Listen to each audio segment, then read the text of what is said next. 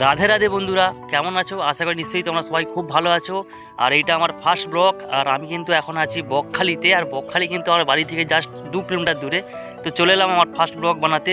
আশা করি তোমাদের ভালো লাগবে। আর যদি ভালো লেগে থাকে তাহলে চ্যানেলটিকে like, comment, share and subscribe. চলো বন্ধুরা, তোমাদেরকে ঘুরে দেখাই আমার ছোট্ট শহর বকখালিকে। বকখালিতে প্রথমে সে বন্ধুরা তোমরা দেখতে হবে প্রথমে সি বিচে এক বিশাল বালুটট।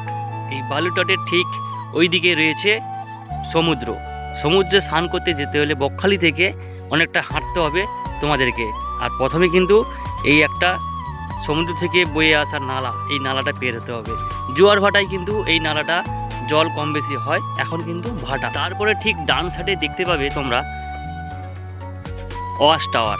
জঙ্গলের পাশে রয়েছে এই ওয়াচ টাওয়ারটা। এই ওয়াচ টাওয়ারের উপরে আপনারা উঠে দেখতে পাবেন পাখির চোখে সুন্দর বকখালির দৃশ্যমান। তারপরে আপনারা বকখালি খুব ঘন জঙ্গল দেখতে পাবেন। এই জঙ্গলের পাশ থেকে ঠিক হাঁটতে হাঁটতে আপনারা চলে যেতে পারবেন এই জঙ্গলের মধ্যে বনবিবি মায়ের মন্দির। এই বনবিবি মায়ের মন্দিরে যেতে হলে বকখালির এই জায়গা থেকে যেতে জাস্ট 5 মিনিট লাগবে।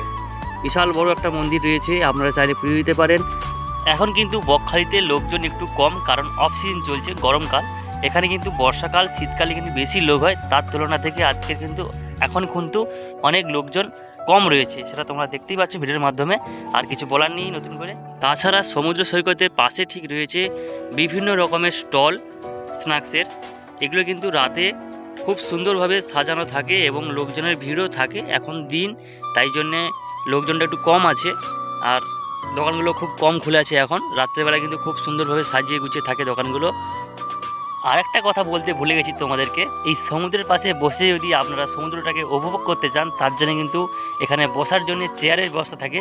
তবে হ্যাঁ, প্রতি ঘন্টায় 10 টাকা চেয়ার। আর হ্যাঁ, আমাদের এই বকখালি আসলে কিন্তু আপনারা অনেক ছোট বড় সাইট সিন করতে পারবে। তার মধ্যে রয়েছে Fraserganj sea beach, Kargil sea beach, Fraserganj মৎস্য বন্দর, লালগঞ্জ সি বিচ এবং হেন্ডি আইল্যান্ড। তোমরা ভাবছো সাইট সিন ঘুরবো কীভাবে? টোটো রয়েছে, টোটোর সাথে কথা বলে সাইট সিনগুলো ঘুরতে পারবেন।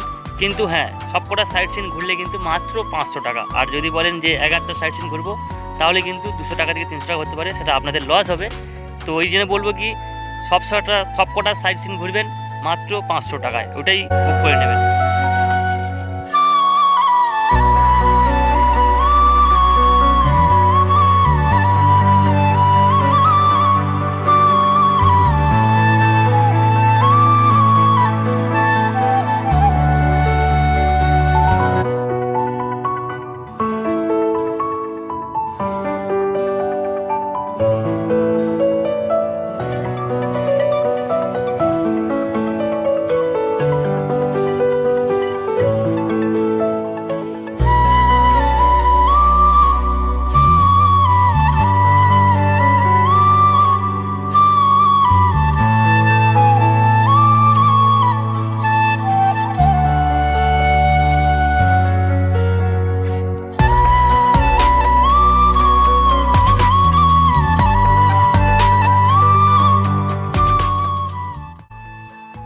আমাদের এই বকখালিতে কিন্তু এক বিশাল বড় পিকনিক গ্রাউন্ড রয়েছে এবং কার পার্কিংও রয়েছে। এইটা কিন্তু কার পার্কিং এরিয়া এবং ভিতরে বিশাল মাঠ পিকনিক করার জন্য। তো চলো তোমাদের দেখাই ভিতরটা একটু আমি ঘুরে।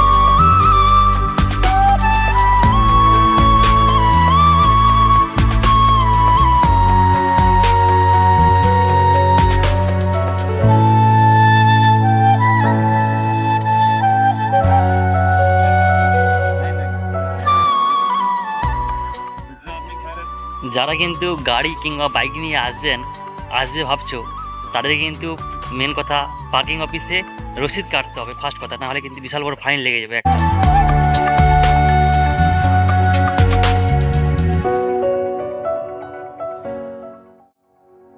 এই বকখালি কিন্তু অনেক খাবার দোকান আছে এবং থাকার জন্য অনেক হোটেলও আছে আশেপাশে।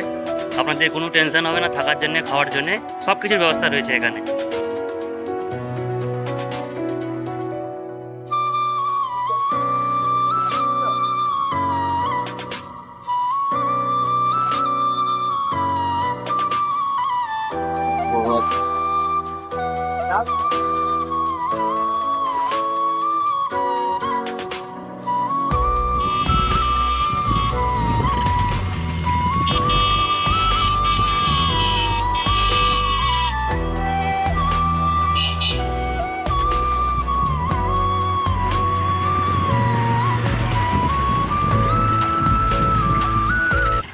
রাস্তায় অনেক গরম, তাই একটু ছাওয়ায় দাঁড়িয়ে পড়েছি। আর হ্যাঁ বন্ধুরা, আমাদের এই প্রাণের শহর বকখালি তোমাদের কেমন লেগেছে? তোমরা যদি আসতে চাও তাহলে তাড়াতাড়ি চলে আসো, এখানে থাকা খাওয়া ব্যবস্থা সব কিছু রয়েছে, শুধু তোমাদেরকে একটু টাকা খরচা করতে হবে। তো বন্ধুরা, তোমরা ভাবছো বকখালি কীভাবে আসবেন? সিম্পলভাবে আসতে পারবেন। শিয়ালদা থেকে নামখানা লোকাল, আর নামখানা থেকে বকখালি, জাস্ট 55 টাকা খরচা হবে। আর এখানে এসে হোটেল, খাওয়া দাওয়ার সব কিছু ব্যবস্থা আছে, শুধু টাকাটা খরচা করতে হবে আপনাদেরকে। তো চলো, এইটা আমাদের গ্রামের মন্দির এবং মাঠ, এটা পদ্মপুকুর রয়েছে, এটা কিন্তু বর্ষাকালে পদ্মপুকুর হয়। এটা আমার গ্রামের স্কুল, এটা হাই রোড, সোজা কলকাতা যায় এই রাস্তাটা। তাহলে বন্ধুরা, আমার এই ছোট্ট ব্লগটা কেমন লাগলো তোমাদের, সেটা নিশ্চয়ই কমেন্ট করে জানাবে। আর যদি ভালো লাগে তাহলে like, comment, share and subscribe করতে ভুলবেন না। তো চলো, জলদি দেখা হচ্ছে একটা ভিডিওতে। আর ভিডিওটা বেশি বেশি শেয়ার করো, ঠিক আছে, যাতে আমি একটু উৎসাহ পাই।